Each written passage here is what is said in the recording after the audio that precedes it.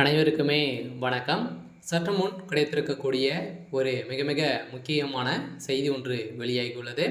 சற்று முன் உதயநிதி திகார் சிறையில் அடைப்பு, இது மாதிரி வந்து பார்த்தீங்கன்னா செய்திகள் வந்து வெளியாகிருக்கு. ஸோ ஏற்கனவே வந்து பார்த்தீங்கன்னா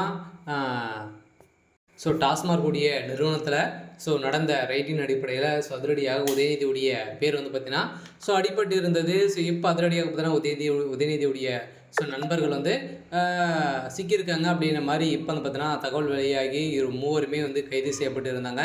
இதை தொடர்ந்து தான் இப்போ டாஸ்மாக் உடைய நிறுவனத்தில் நடந்த ரைட்டின் அடிப்படையில் இப்போ உதயநிதியோட அவருடைய நண்பர்களும் அதே மாதிரி வந்து பார்த்தீங்கன்னா டாஸ்மாக் நிறுவனத்தில் மேல் இயக்குநராக இருந்த விசாகனுடைய அவரும் பார்த்தீங்கன்னா இப்போ அதிரடியாக கைது செய்யப்பட்டிருக்கு. இந்த நிலையில் தான் அதிரடியாக பார்த்தீங்கன்னா பெரும் பரபரப்பை வந்து ஏற்படுத்தியிருக்கு.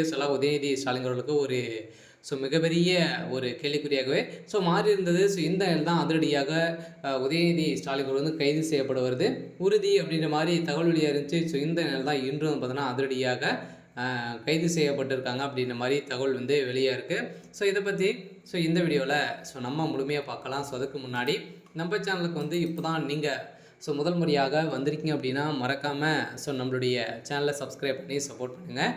வாங்க வீடியோக்குள்ளே போகலாம். வந்து பார்த்தீங்கன்னா டாஸ்மாக் உடைய நிறுவனத்தில் நடந்த ரைட்டின் அடிப்படையில் முதல் முறையாக வந்து பார்த்தீங்கன்னா செந்தில் பாலாஜி அவர்கள் வந்து பார்த்தீங்கன்னா அதிரடியாக அவருடைய வீடுகள் அதே மாதிரி டாஸ்மாக் உடைய ஆலைகள் அனைத்துமே வந்து பார்த்தீங்கன்னா ரைடிங் நடந்தது. இந்த ரைடிங் அடிப்படையில் எக்கச்சக்கமான குறைந்தபட்சம் 1000 கோடிக்கு மேலே மெகா ஊழல் நடந்திருக்கு அப்படின்னு தான் நிறுவனமாக இருந்துச்சு.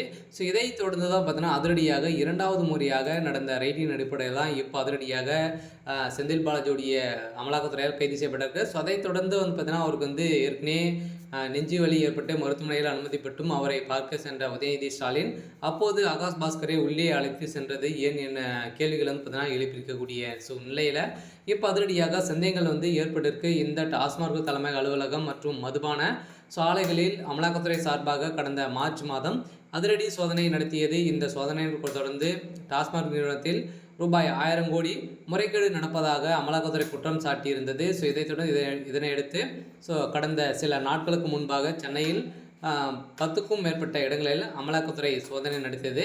இந்த சோதனை அடிப்படையில் சென்னை மானம்பாக்கம் சிஆர் புரத்தில் உள்ள டாஸ்மாக் நிர்வாக இயக்குனர் விசாகன் இல்லம், அதே மாதிரி சூளைமேடு பகுதியில் இருக்கும் SNJ நிறுவனம், அதே மாதிரி பார்த்தீங்கன்னா தேனாம்பேட்டையில் உள்ள திரைப்பட தயாரிப்பாளர் ஆகாஷ் பாஸ்கரன் வீடு மற்றும் திருநெல்வேலிக்கேணியில் உள்ள தொழிலதிபர் தேவகுமார் இல்லம் மற்றும் பல்வேறு இடங்களில் பார்த்தீங்கன்னா ரைடுகள் வந்து நடந்தது. சோதனை நடைபெற்று இந்த சோதனை அடிப்படையில் தனுஷிடம் இட்லி கடை, அதேமாதிரி சிவகார்த்திகேயன் பராசக்தி உள்ள படங்களின் தயாரிப்பாளர் ஆகாஷ் பாஸ்கரனுக்கு சொந்தமான இடங்களில் அமலாக்கத்துறை சோதனை நடந்தது. இந்த சோதனை அடிப்படையில் அதிரடியாக எச்சக்கமான பணங்கள் சிக்கிய நிலையில் தான் இப்போ அதிரடியாக உதயநிதி ஸ்டாலின் வந்து கைது செய்யப்பட போகிறதாக தகவல் வெளியாக இருக்குது.